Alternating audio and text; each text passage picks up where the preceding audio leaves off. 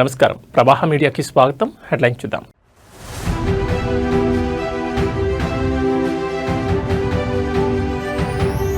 జనవరి 3న కొండగట్టు అంజన్న ఆలయానికి పవన్ కళ్యాణ్. ఆలయం వద్ద నిర్మాణ పనులకు శంకుస్థాపన చేయనున్న డిప్యూటీ సీఎం.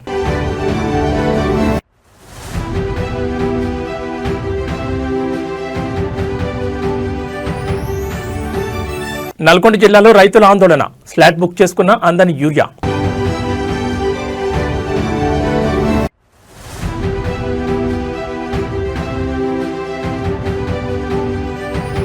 బీహార్లో గూడ్స్ రైలు ప్రమాదం. సిమ్లతాల వంతెనపై పట్టాలు తప్పిన 19 బోగీలు.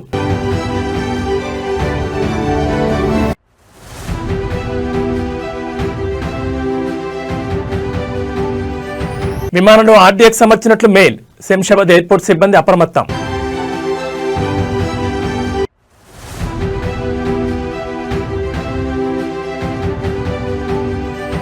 తిరుమలలో కొనసాగుతున్న భక్తుల రద్దీ. శ్రీవారి దర్శనానికి సుమారు 16 గంటల సమయం. తెలంగాణలోని ప్రసిద్ధ ఆధ్యాత్మిక క్షేత్రం కొండగట్టు శ్రీ ఆంజనేయ స్వామి ఆలయాన్ని జనసేన అధినేత ఆంధ్రప్రదేశ్ ఉప ముఖ్యమంత్రి పవన్ కళ్యాణ్ త్వరలో సందర్శించనున్నారు. 2026 జనవరి 3వ తేదీ శనివారం ఆయన కొండగట్టును సందర్శించనుండడంతో ఈ పర్యటన రాజకీయంగా ఆధ్యాత్మికంగా ప్రాధాన్యతను సంతరించుకుంది. ఈ పర్యటన సందర్భంగా ఆలయ అభివృద్ధికి సంబంధించి కీలక కార్యక్రమాల్లో పవన్ పాల్గొనున్నారు. తిరుమల తిరుపతి దేవస్థానం బోర్డు ఆధ్వర్యంలో కొండగట్టు అంజన్న భక్తుల సౌకర్యార్థం చేపట్టనున్న భారీ నిర్మాణ పనులకు ఆయన శంకుస్థాపన చేయనున్నారు. ప్రధానంగా హనుమాన్ దీక్షలు చేపట్టే వేలాది మంది భక్తులకు ఉపయోగపడే విధంగా దీక్షా విరమణ మండపం, ఆధునిక వసతులతో కూడిన సత్రం నిర్మాణానికి పవన్ కళ్యాణ్ భూమి పూజ చేయనున్నారు. ఈ అభివృద్ధి పనులను టీటీడీ బోర్డు ఎంతో ప్రతిష్టాత్మకంగా చేపట్టింది. సుమారు 35.19 కోట్ల వ్యయంతో ఈ ప్రాజెక్టులు అమలు చేయనున్నారు. ఇందులో భాగంగా ఒకేసారి 2,000 మంది భక్తులు దీక్షా విరమణ చేసేలా విశాలమైన మండపాన్ని నిర్మించనున్నారు. అలాగే దూర ప్రాంతాల నుంచి వచ్చే భక్తుల కోసం 96 గదులతో కూడిన భారీ సత్రాన్ని కూడా ఏర్పాటు చేయనున్నారు. ఈ నిర్మాణాలు కొండగట్టు ఆలయ చరిత్రలో భక్తుల సౌకర్యాల పరంగా కీలక మైలురాయిగా నిలవనున్నాయి.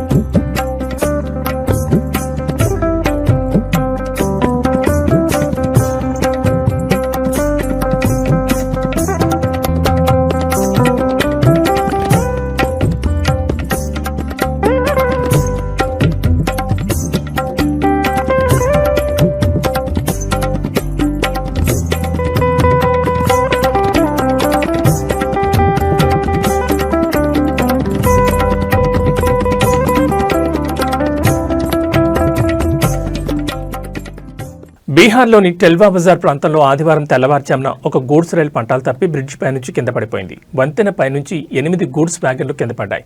అసన్సోల్ నుంచి సీతామర్హి వెళ్తుండగా లహబాన్ సిముల్ తలా స్టేషన్ల మధ్య ఈ ఘటన జరిగింది. ఈ ప్రమాదంపై సమాచారం అందుకున్న రైల్వే ఉన్నతాధికారులు ఘటనా స్థలానికి చేరుకుని పరిస్థితిని సమీక్షించారు. ఈ ప్రమాదంలో ఎవరికీ ఎలాంటి ప్రాణ నష్టం జరగకపోవడంతో అధికారులు ఊపిరి పీల్చుకున్నారు. 2 ట్రాక్లపై రైళ్ల రాకపోకలు నిలిచిపోయాయి.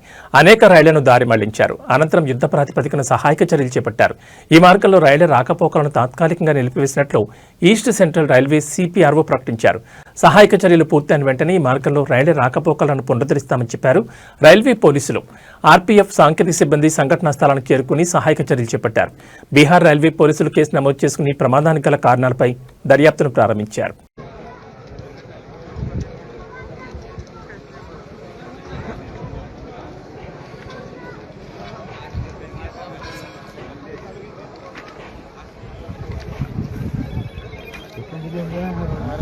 आप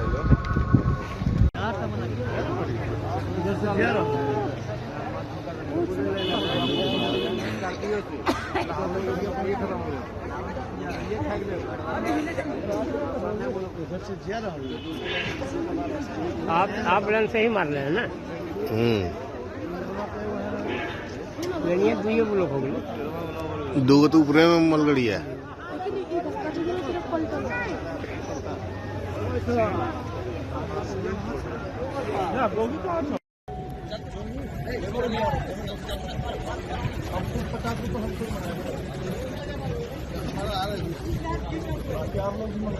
విమానాలకు బాంబు బెదిరింపుల గండం వదలడం లేదు. తాజాగా 2 ఇండిగో ఫ్లైట్స్ కు బాంబు బెదిరింపు మెయిల్ రావడం తీవ్ర కలకలం రేపింది.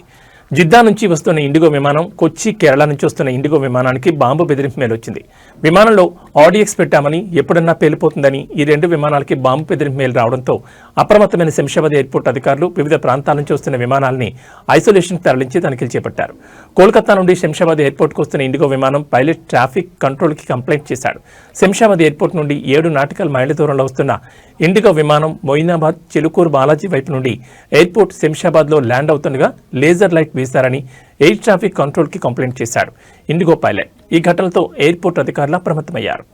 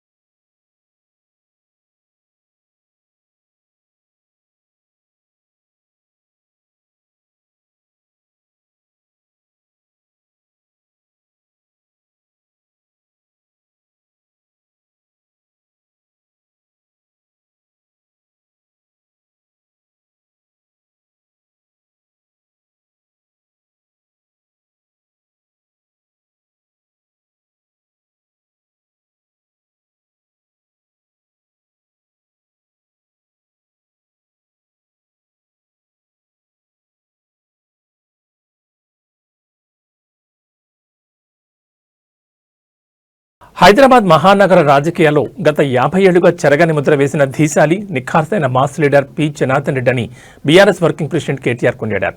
ఖైరతాబాద్ చౌరస్తాలో పీజేఆర్ 18వ వర్ధంతి సందర్భంగా ఆయన విగ్రహానికి పూలమాలలు వేసి నివాళులర్పించారు. ఈ సందర్భంగా కేటీఆర్ మాట్లాడుతూ, నాడు అధికారంలో ఉన్న కాంగ్రెస్ ప్రభుత్వంలో ఉంటూనే ప్రజల ప్రయోజనాల కోసం సొంత ప్రభుత్వాన్ని నిలదీసిన ధైర్యశాలి పీజేఆర్ అని గుర్తు చేశారు. ముఖ్యంగా కృష్ణా జలాలు తెచ్చి హైదరాబాద్ దాహార్ తీర్చాలని నినాదంతో ఆయన చేసిన పోరాటం చరిత్రలో స్థిరస్థాయిగా నిలిచిపోతుందన్నారు.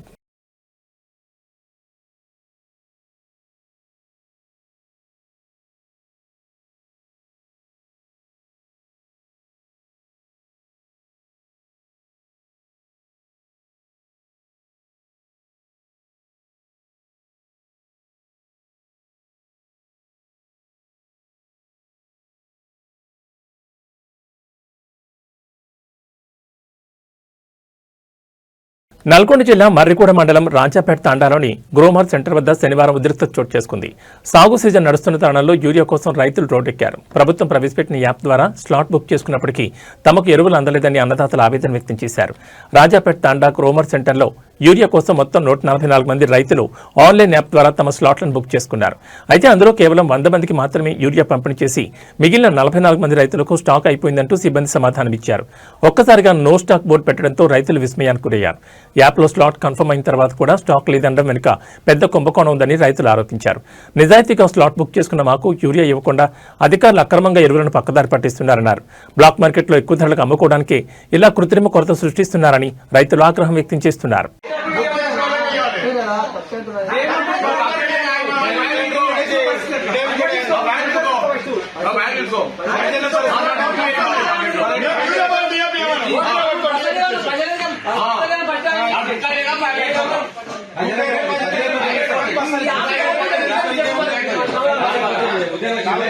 తిరుమల కుప్పం గ్రామంలో ఉద్రిక్త పరిస్థితులు నెలకొంటున్నాయి. తమ గ్రామానికి ఆనుకుని ఉన్న కొండల వద్ద ఏర్పాటు చేస్తున్న స్టోన్ గ్రావెల్ క్వారీలను గ్రామస్తులు వ్యతిరేకించారు. క్వారీల వల్ల పర్యావరణం దెబ్బతినడమే కాకుండా తమ జీవనోపాధికి ముప్పు వాటిల్తోందంటూ స్థానిక గ్రామస్తులు ఆందోళన వ్యక్తం చేస్తున్నారు. క్వారీ నిర్వహణకు వ్యతిరేకంగా నినాదాలు చేస్తూ పనులకు వెళ్తున్న వాహనాలను గ్రామస్తులు అడ్డుకున్నారు. మహిళలు, వృద్ధులు సైతం రోడ్డుపై బైఠాయిస్తూ తమ నిరసన వ్యక్తం చేస్తున్నారు. గత కొద్ది రోజులుగా ఇక్కడ పగలు, రాత్రి అని తేడా లేకుండా యంత్రాల శబ్దాలు, భారీ పేలులతో ఊరంతా వణికిపోతోందని, దుమ్ము ధూళి వల్ల శ్వాసకోశ సమస్యలు తలెత్తున్నాయని బాధిత గ్రామస్తులు ఆవేదన వ్యక్తం చేస్తున్నారు. గ్రామంలో అక్రమంగా కొనసాగుతున్న ఈ మైనింగ్ కార్యకలాపాల పట్ల అధికారుల తీరుపై స్థానికులు తీవ్రస్థాయిలో మండిపడుతున్నారు. నిబంధనలకు విరుద్ధంగా క్వారీ నిర్వహిస్తున్న అధికారులు నిద్రమత్తులో ఉన్నట్లు నటిస్తున్నారని వారు ఆరోపిస్తున్నారు. మైనింగ్ మాఫియాకు కొందరు అధికారులు సహకరిస్తున్నారని, అందుకే ఫిర్యాదు చేసినా పట్టించుకోవడం లేదని గ్రామస్తులు ఆగ్రహం వ్యక్తం చేస్తున్నారు. రెవెన్యూ, మైన్స్ శాఖ అధికారులు స్వయంగా క్షేత్రస్థాయికి వచ్చి పరిశీలించి ఈ క్వారీలను తక్షణమే నిలిపివేసే వరకు తాము ఆందోళన విరమించే ప్రసక్తే లేదని వారు భీష్మించుకున్నారు. గ్రామస్తుల ఆందోళనతో అక్కడ పరిస్థితి సెగలు పుట్టిస్తోంది.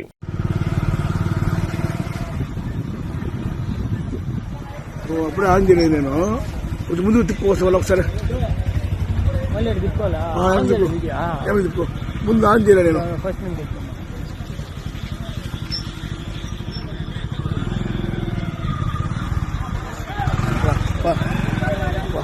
కదా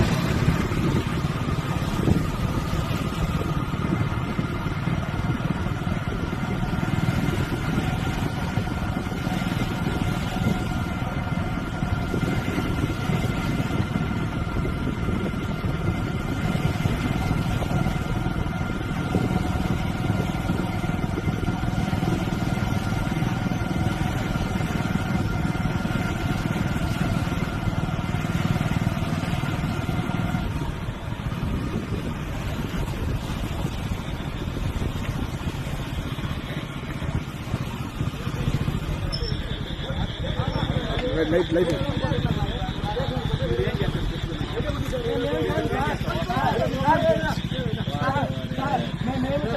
మేము అంతలాగా మేము బాగా డబ్బున్న వ్యక్తి పలుకున్న వ్యక్తి మేము సామాన్యమైన ప్రజలము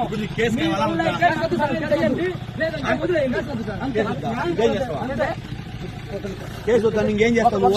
ఇప్పుడు మాకు ట్రాఫిక్ జరగదు, మేము పార్కింగ్ పెడతాము. అప్పుడు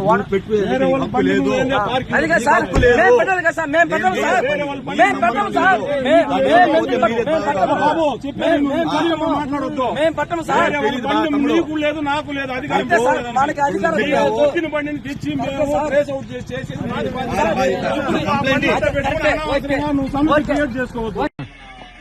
మేము గ్రామస్తులు ప్రతి ఒక్కరూ ఎన్నోసార్లు టిప్పుల వాళ్ళతో మాట్లాడడం జరిగింది. కానీ వాళ్ళు ఏమి మాట్లాడినా సమాధానం లేదు. అతి వేగంతో పోయిన వల్ల ఈ రోజు ఒక పిల్లవాడు బండి ఆపి అడిగితే సమాధానం లేదు, బండి తట్టేసి వెళ్లిపోయారు. అతను ప్రాణాపాయ స్థాయిలో ఉన్నాడు, హాస్పిటల్లో ఉన్నాడు, కాపాడే దిక్కు లేదు. ఈ టిప్పర్లు ఆడిపోతున్నాయి, ఏ కోరి నుంచి వస్తున్నాయి ఎవరికి తెలియదు. అక్రమ రవాణాలలో వెంటనే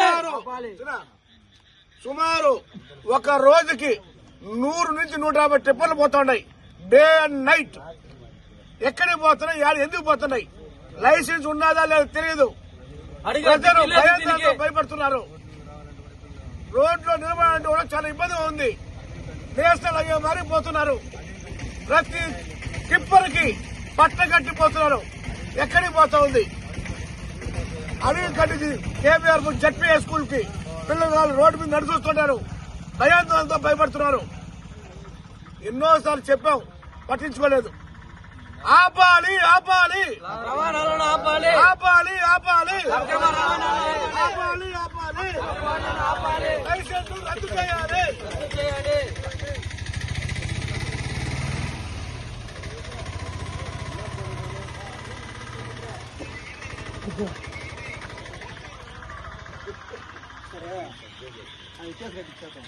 కేసు కట్టాలా? కేసు కట్టించేస్తే కేసు కట్టాలా? ఎందుకంటే వాడు బండి ఆపితే ఆపి చెప్పాలా? తగ్గేసి పేరు పోవాలా? ఆ ఫోటో ఏడమా? హాస్పిటల్ ఫోటో ఏడా?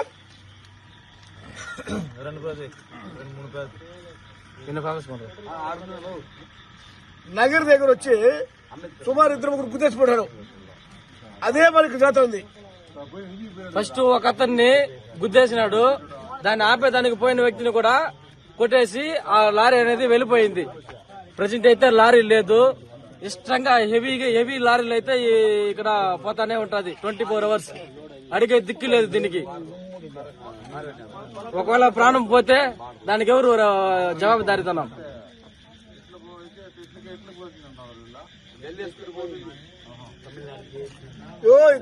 గ్రామంలో పోయి ఎక్కువ.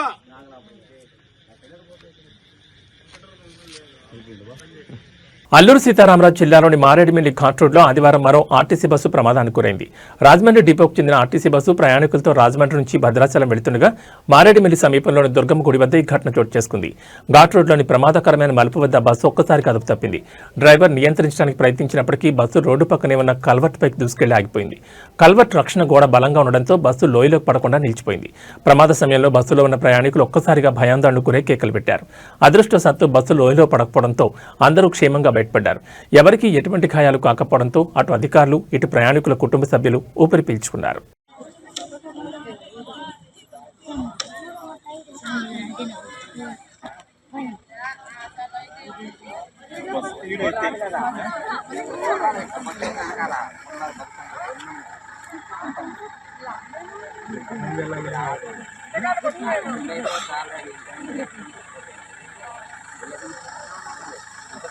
సంవత్సరం ముగింపు వరుస సెలవుల నేపథ్యంలో తిరుమలలో భక్తుల రద్దీ పెరిగింది. వివిధ ప్రాంతాల నుంచి వచ్చిన భక్తులతో 16 కంపార్ట్మెంట్లు నిండిపోయాయి.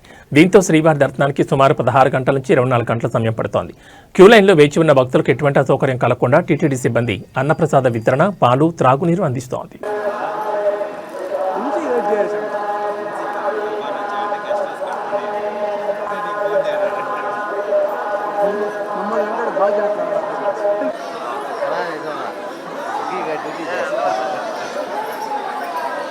Hey!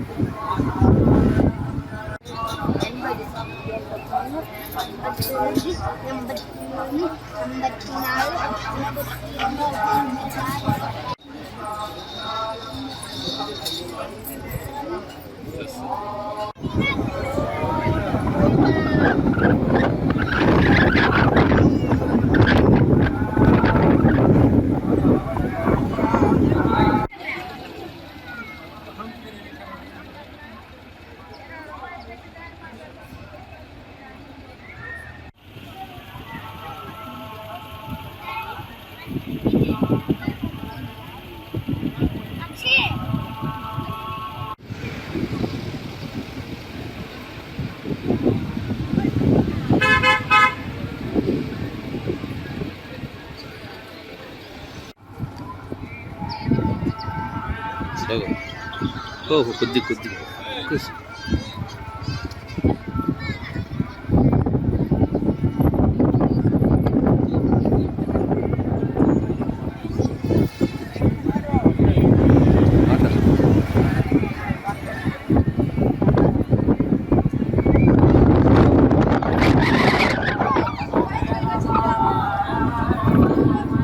టీవీకే పార్టీ అధినేత దళపతి విజయ్ సంచలన నిర్ణయం తీసుకున్నారు. సినిమాకు గుడ్ బై చెప్పారు. ప్రస్తుతం చేస్తున్న జననాయకన్ సినిమానే తన ఆఖరి మూవీ అని ప్రకటించారు.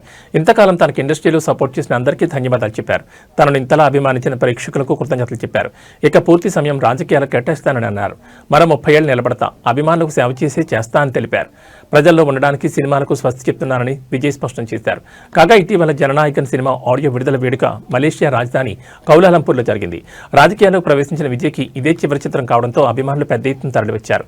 వినోద్ దర్శకత్వం వహించిన ఈ సినిమా జనవరి 9న విడుదల కానుంది. ఈ సినిమాకు అనిరుద్ధ్ సంగీతం అందించారు. కాగా ఇప్పటికే రాజకీయాల్లో యాక్టివ్ అయిన విజయ్ వచ్చే ఎన్నికల్లో తమిళనాడులో ఒంటరిగా పోటీ చేయబోతున్నట్లు కూడా ప్రకటించారు. దళపతి పూర్తి స్థాయి ఎంట్రీతో తమిళ రాజకీయం వేడెక్కనుందని రాజకీయ విశ్లేషకులు భావిస్తున్నారు.